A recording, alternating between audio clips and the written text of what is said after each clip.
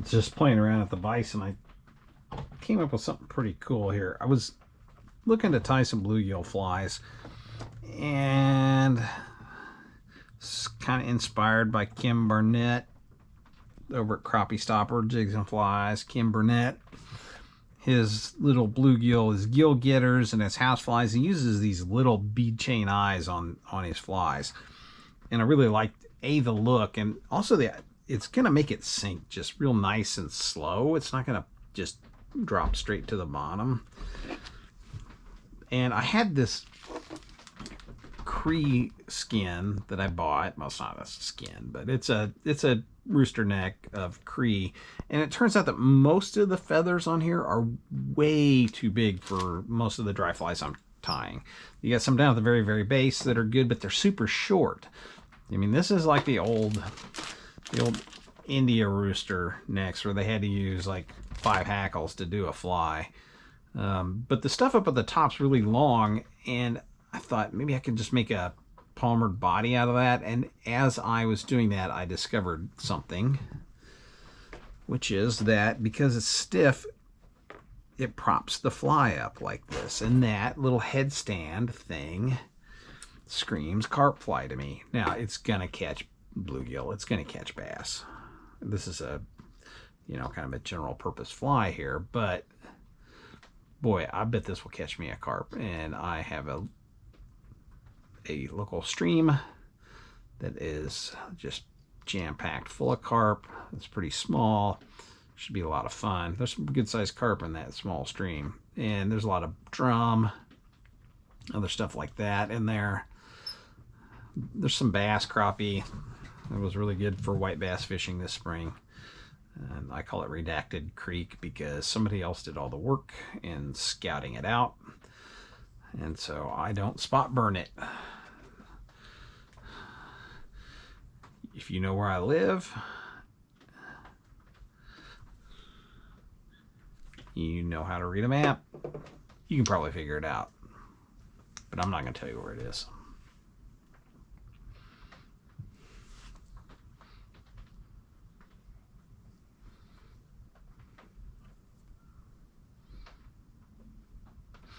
All right, so I'm just putting those bead chain eyes on there. I don't want it to move around too much. All right, now I'm using UTC 140 here because I had a spool loaded up. I'd probably use 70, but I'm lazy and I didn't want to redo a spool here. So I've got this. I love these Montana Fly Company centipede legs. The speckled in the action. They're round, but they also really move well in the water. Right. And that's what I like about them.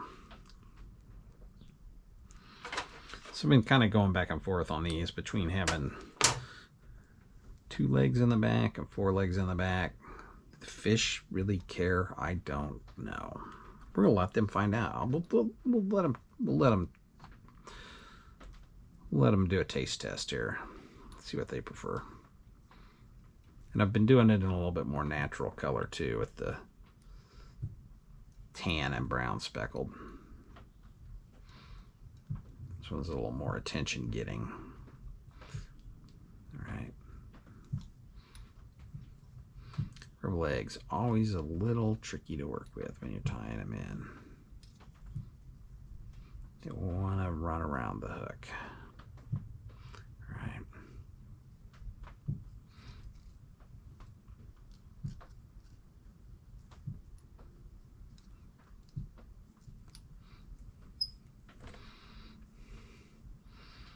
I'm just going to come up over this, and then I'm going to fold them back and kind of doing one at a time here. Just kind of splay them out a little bit like that.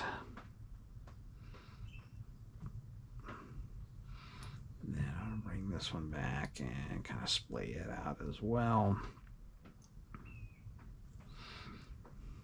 All right. Now I'm just going to kind of flatten this all out. I've got a little hump here, but it doesn't matter because the body of the fly is going to be this Cree hackle feather. and it is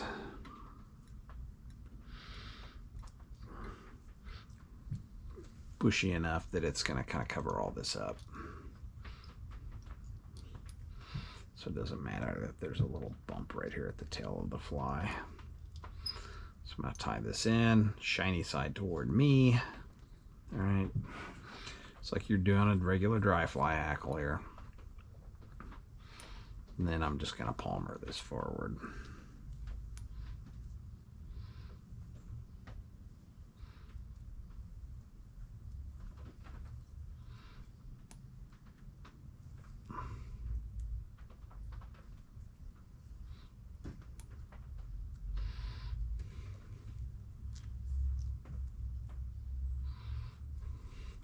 And if you find you're getting a lot of fibers trapped,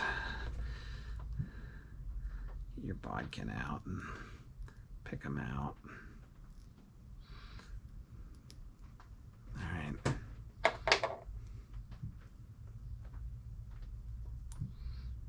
So you can see this stuff is huge compared to most dry flies. I mean, maybe if you're tying a giant hex pattern, it would work, but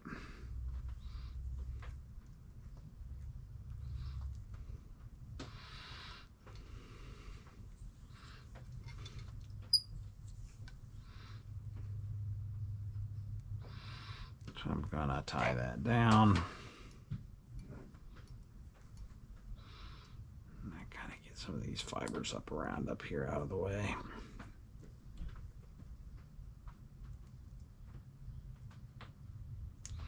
Come in and trim that out. Try and get some of these fibers away from the eye.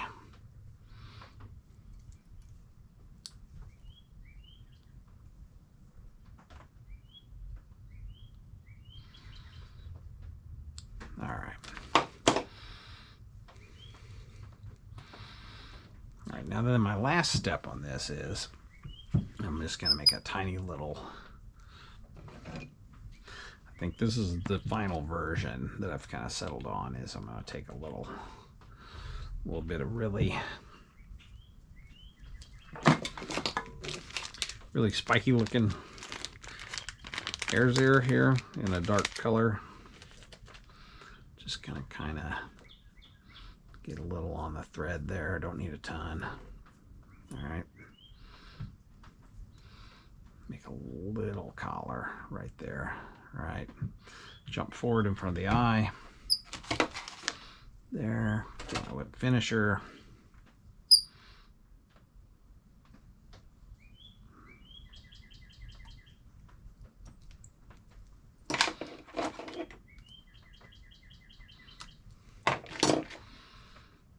Okay.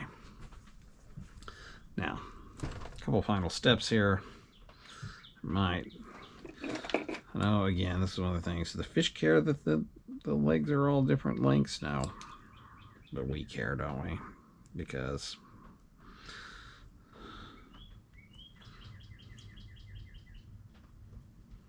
all right. So what I'm going to come in and do is cut out a lot of this stuff on the top side of the fly. Put my bodkin. So I'm going to free up some of these trapped fibers while I'm at it here. Pick those out. But what I'm going to do is cut the ones on the top off. Don't really need those. Leave just enough to like kind of leave a body.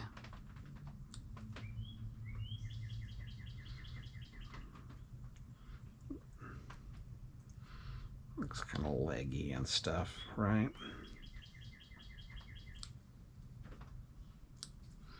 All right. So now if we've done everything right, we should have our headstander.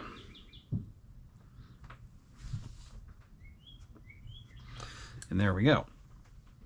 Now, is it always going to land exactly perfect like that? No, it might fall over on its side, but so far so good. Need to tank test them. Get them out on the water. All right, this one has a tendency to roll over on its side. Might need to trim some hackle there, but Yeah, that one wants, for some reason, wants to roll over on its side. But these others seem to headstand pretty good. So those should catch me some carp. And definitely, I know they're going to catch me some bluegill. And probably some bass. But I suspect that those are going to be just stellar bluegill flies. And potentially really good carp flies.